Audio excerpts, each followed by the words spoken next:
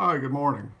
Today we're talking about the work of an artist named Steve Otis, who I've been teaching, and he's a little slow, but perhaps one day he'll catch on. Who knows? Doesn't seem likely right now, though. So anyway, this is one of his paintings, and it has a lot of serious problems. Of course, most people just look at it and see the subject matter. Oh, it's the death dealer, da da da. I like it, da da da.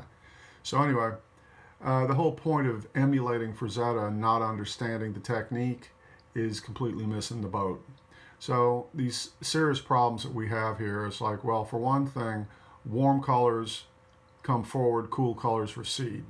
So you got a super hot, the hottest thing in this picture is this moon, which is supposed to be, what, tens of thousands of miles away? So it's coming forward.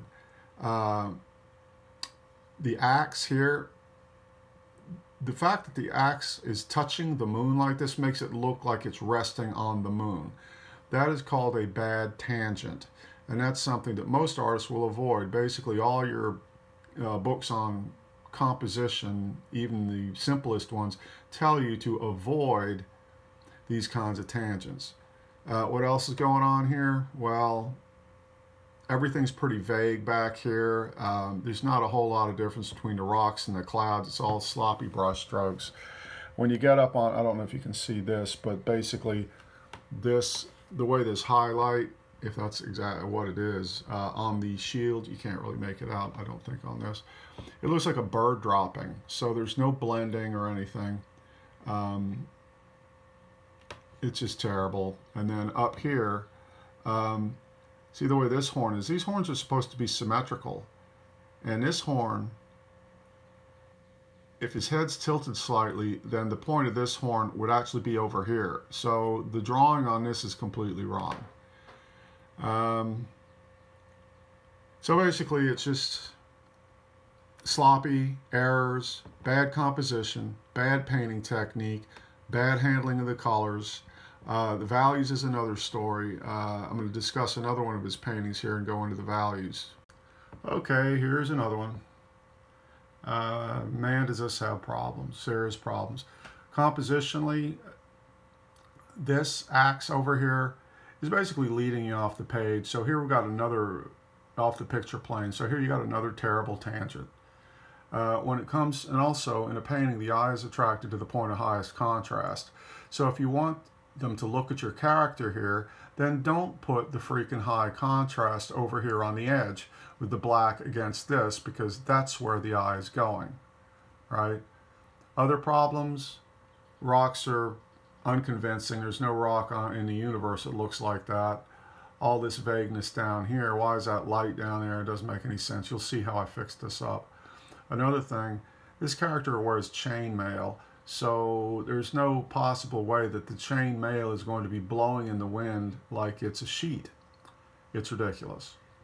What else? This mountain is lifted from a Frazetta painting, basically copied. Up here, the colors, well, honestly, they're nauseating. They don't make any sense. Value-wise, a painting should have four values, four distinct values in balanced quantity. Now with this painting, I basically put it in Photoshop and posterized it to the setting level of 4. So you can see it's barely 4 values, and they're certainly not in any kind of balance. This one, this gray is the dominant, this is next, the black is next, and this is last, the lightest stuff. So it just doesn't work. All right. So anyway, here is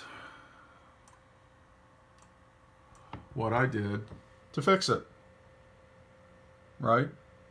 Increase the values, increase the value range, converted the colors to cooler colors so that they recede properly. See here, all this lighting and detail on this hand here.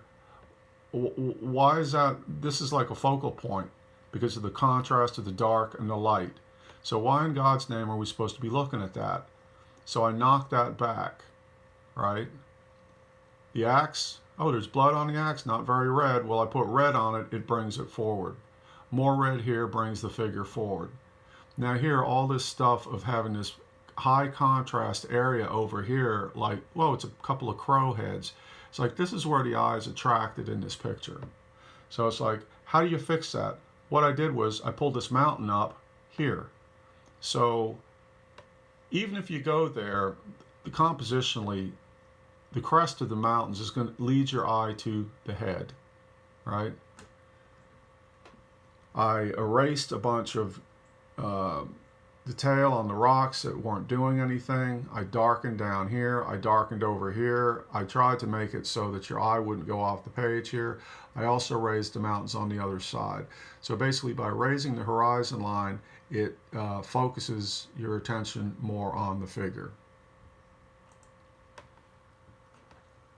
Now here's a larger version of it. You can see some more things that I've done. I've added highlights on the helmet, which have an effect of burnout, basically that there's a glow coming out into the adjacent color. What that does is it just helps the light be more convincing. That's been added. Around the edge here, now this is subtle and it's hard to see on the screen, but I've lightened slightly around the edges.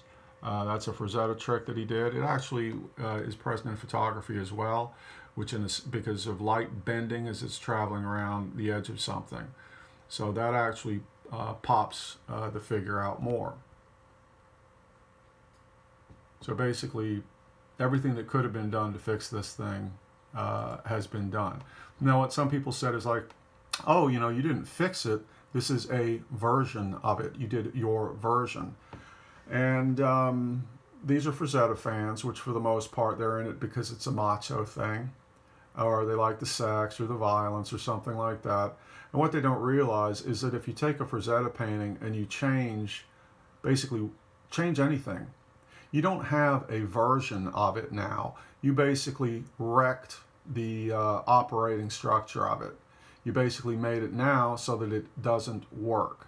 So visually, paintings work because they use certain mechanics.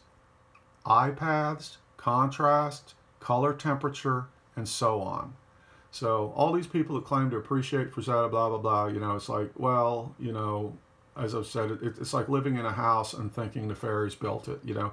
You have no idea of the structure inside. Okay, now, my fixed version, what I've done is I've posterized it into 4 levels. And what you see is now the levels happen to be in balance. The darkest is dominant. Next is this gray. Next is the other gray, which there's less of that. And then finally, the highlights are the least. So, hold on. So this is how it works. This is how the values work for this corrected version, this fixed version. Darks are in greatest quantity. The grays reduced in geometric order. And Frazetta knew this. He knew how to balance values. Every one of his paintings has balanced values. My paintings have balanced values. Now, if you look around at other people's work in this field, trying to find anyone that has balanced values in their work, how the hell would they know that it exists? None of them have it. None of them have it. So, anyway, it's been a lot of fun fixing this thing because I do the same thing, you know, to my own work. I fix, I correct, I polish. And that is what Frazetta did with his work. He kept the paintings, he fixed them, he polished them until they were perfect. And you know what? You alter one thing, and it don't work anymore. Yep, don't work anymore. So anyway, I hope some of you out there will understand now that it ain't just about the character, the subject matter, stuff like that. It's like there's a lot more to it than that. If you guys want to pick up on this stuff, you want to actually learn about what it is you claim to appreciate, you can sign up for my class, or you can just, you know, pay attention and learn, okay?